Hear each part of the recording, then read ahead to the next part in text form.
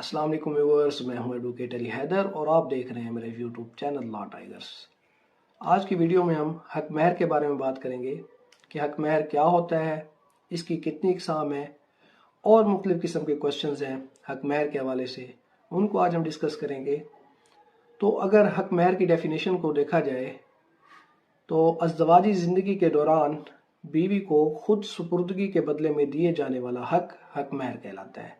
قرآن پاک کی سورۃ نساء میں بھی اس چیز کا ذکر ہے کہ اللہ تعالیٰ نے شوہر کو حکم دیا ہے کہ شوہر اپنی بیویوں کو نکاح کے وقت حق مہر ادا کریں، اور اللہ تعالیٰ نے یہ بھی کہا ہے کہ شوہر نکاح کے وقت اپنی بیویوں کو خوش دلی سے حق مہر ادا کریں۔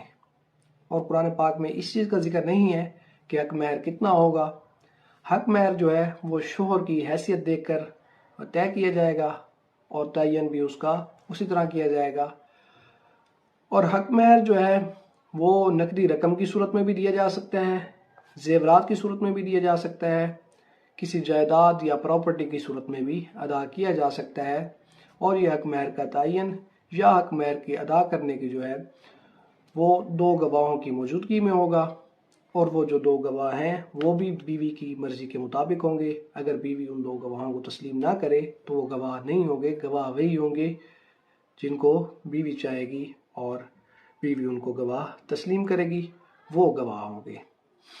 اور اگر میاں بیوی کے درمیان اس چیز کا تنازع چل پڑتا ہے کہ شوہر کہے کہ میں نے حق مہر ادا کر دیا ہے اور بیوی کہے کہ میں نے حق مہر نہیں لیا، تو پھر اس تنازع کی صورت میں کورٹ میں جو پروو کرنا ہوگا، ثابت کرنے کی جو ذمہ داری ہوگی وہ شوہر پر ہوگی۔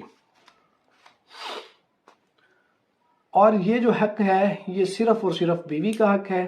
بیوی کے ولی وارث، والدین یا رشتہ دار چاہیں تو اس حق کو معاف نہیں کر سکتے۔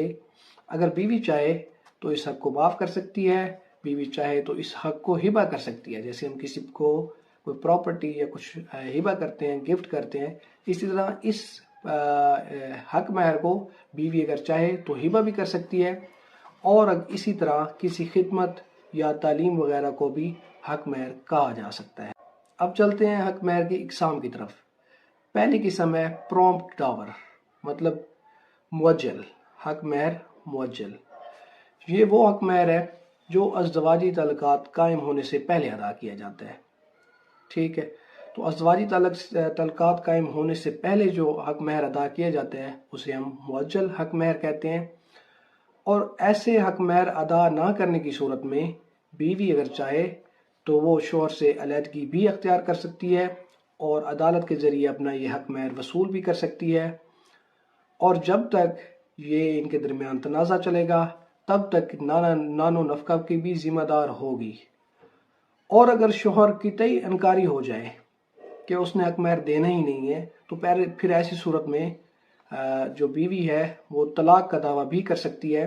اور اگر طلاق ہو جائے تب بھی وہ جو ہے اس حق مہر کی حقدار ضرور ہوگی۔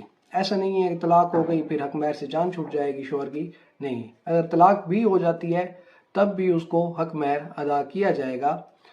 اور اس کی جو حیثیت ہے وہ قرضوں کی طرح ہے۔ جب تک شوہر اپنی بیوی کو مؤجل حق مہر ادا نہیں کرتا اس کی حیثیت قرضے کی طرح ہے، جیسے کسی نے کسی کا قرضہ دینا ہوتا ہے، مین ٹو سے بیوی کا اس نے قرضہ دینا ہے، یہ قرضہ ہے ایک جو مؤجل حق مہر ہے، وہ اس نے ادا کرنا ہی کرنا ہے۔ اور اگر اس دوران شوہر فوت ہو جائے تو باقی جو قرضے ہیں، جیسے کوئی فوت ہو جاتا ہے تو قرضے جو اس شخص نے دینے ہوں وہ ادا کیے جاتے ہیں، تو ایسے ہی اگر وہ شخص فوت ہو جاتا ہے تو پھر یہ جو حق مہر ہے اس کو باقی قرضوں پر فوقیت دی جائے گی۔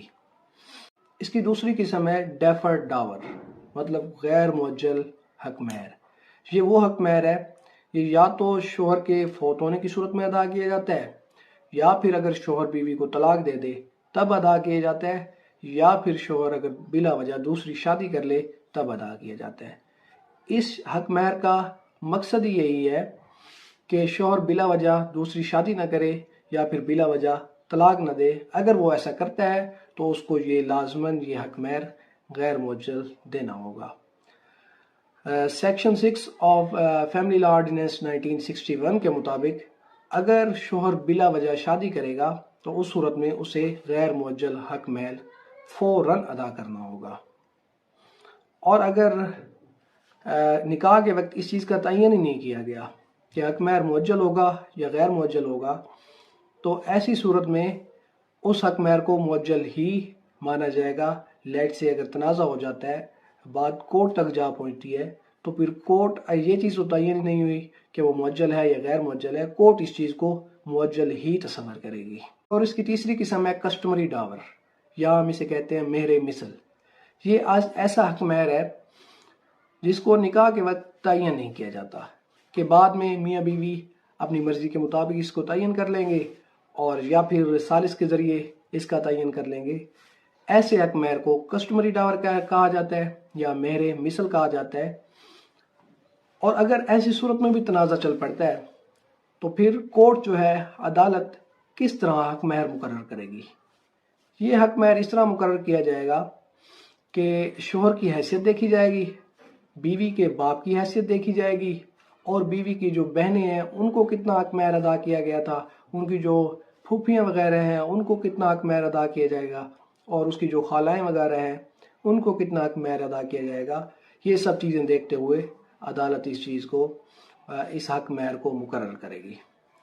اور ایک آخری کوشچن یہ ہے کہ اگر شوہر ازدواجی تعلق قائم کرنے سے پہلے ہی طلاق دے دے تو پھر کیا ایسی صورت میں بھی اسے حق مہر ادا کرنا ہوگا؟ جی ہاں، اسے ایسی صورت میں بھی حق مہر ادا کرنا ہوگا، لیکن نصف، آدھا حق مہر ادا کرنا ہوگا۔ جتنا حق مہر کا تعین کیا گیا ہے اس کا آدھا حق مہر ادا کرنا ہوگا اگر ازدواجی تعلقات قائم ہونے سے پہلے ہی وہ طلاق دے ڈالے۔ تو یہ تھا آج کا ہمارا ٹاپک۔ تقریباً تمام کوشچن کو آج ہم نے ڈسکس کیا۔ اس کے حق مہر کے حوالے سے اگر اور بھی کچھ کوشچنز ہیں تو آپ کمنٹ باکس میں مجھ سے پوچھ سکتے ہیں۔ تو نیکسٹ ہمارے ساتھ رہیے گا۔ اللہ حافظ۔